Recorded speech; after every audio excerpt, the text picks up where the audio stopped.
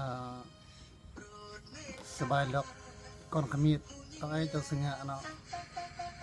ขมิดยิงตำยิงกาวเนาะระหว่างงดภายในประเทศหรือว่านอกประเทศเนาะ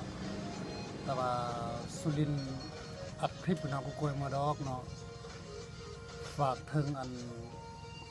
FC ต้องไอ้เจ้าสิงห์เนาะโดยเฉพาะคนขมิดต้องไอ้เจ้าสิงห์เนาะฝากช่วยติดตามนะเด้อติดตามซองขมิดเนาะทาง YouTube หรือว่า Facebook เนาะเพราะว่าชื่อ YouTube ก็เขียนเป็นภาษาลาวก็ละเมดสตูดิโอแล้วก็ทาง Facebook ก็เขียนเป็นภาษาลาวก็ละเมดสตูดิโอเนาะจากนั้นก็ช่วยกดไลค์กดแชร์แล้วก็กดติดตามหรือว่ากด Subscribe เนาะเพื่อติดตามแล้วก็เป็นกำลังใจของสุรินทร์หรือว่าทีมงานละเมดสตูดิโอเนาะเพื่อจะสร้างคลิปวิดีโอหรือว่าหนังเรื่องหรือว่าเพลงหรือว่าการดำรงชีวิตแบบละเมดอีนั่นเองซะเนาะการดำรงชีวิตแบบละเมดอีเนาะเพราะว่าช่วงนั้นที่ก็เงียบหายโน่นนี่เพราะว่ากล้วยเวียกแน่เนาะแต่ว่าหยัดเวลาวางเวลเมื่อข่อยถ่ายคลิปหรือว่าถ่ายเกี่ยวกับการดำรงชีวิตของสะพอละเมดนี่แหละแบบต่างๆเนาะถ้าว่ากล้วยเวลาก็จะถ่ายเนี่ยแล้วก็สู่ YouTube เนาะหรือว่า Facebook แล้วก็ขับอกขับใจทางอันFC หรือว่าคนขมิดนั้นต้องจะสัญญาเนาะที่อันกดไลค์กดแชร์หรือว่าติดตามตลอดลำเดียซาเนาะแต่ว่าเป็นกำลังใจแค่บางอีก็คอมเมนต์หรือว่าโทรเนาะแค่กำลังใจเอาตลอดออกก็เลยแบบกวยบันดาลใจแบบกวยบันดาลใจแล้วก็ปลอกคลิปหรือว่าปลอกวิดีโอปลอกอันจะเอามาต่างๆสู่แต่ว่าเอาจะปลอกเกี่ยวกับอันพัฒนาธรรมหรือว่าการดำรงชีวิตของละเมดโดยเฉพาะเลยเนาะเพราะว่าซองเนาะซอง YouTube ละเมดสตูดิโอหรือว่า Facebook ละเมดสตูดิโอเนาะขอจะมาก็ขอฝากก็ได้กดไลค์กดแชร์เนาะโดยเฉพาะคนขมิดเนาะ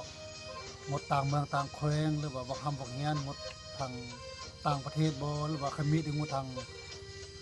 หมดนอกประเทศหรือว่าหมดในเมืองนอกก็ก้อยเนาะ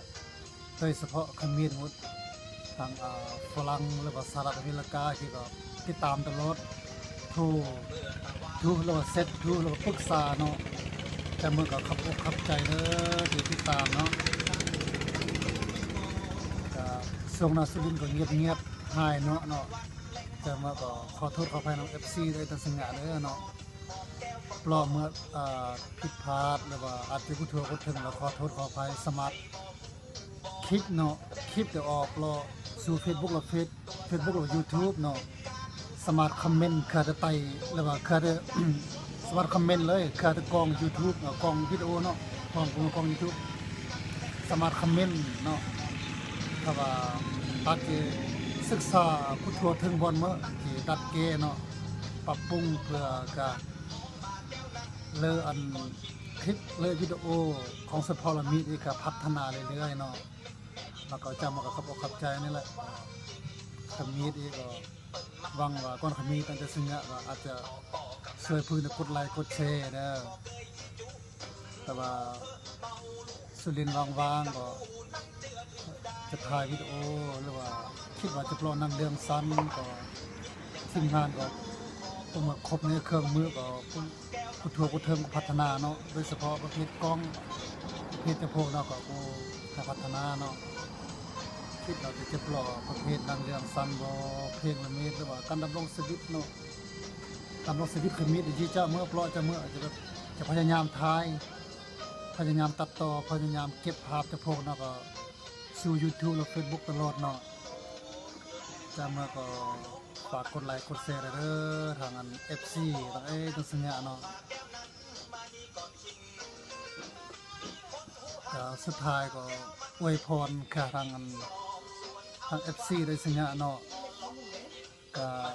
พยายามและติดตามแล้วอวยพรกับ FC หรือว่าไอดอลที่ติดตามก็กวยสุขภาพเข้มแข็งเนาะพัฒนาสิ่งเมื่อก็คือเพียรสิ่งเทศาเนาะแล้วก็สนใจเมื่อหรือว่าสนใจว่าหรือว่าสุดซ่องเนาะ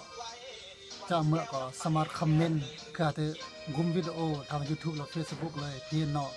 แล้วก็ติดต่อโดยตรงกับเพียรเบอร์โทรก็มุดตามหน้าจอเนาะเบอร์โทรหรือว่าเซตทาง Facebook เลยกับเพียรแต่ว่าคลิปแต่ละคลิปก็ต้องเซตเบอร์โทรคืออยู่แล้วเนาะแต่ว่าก็จะเมื่อก็สามารถติดต่อเพียรได้เนาะขอฝากใจ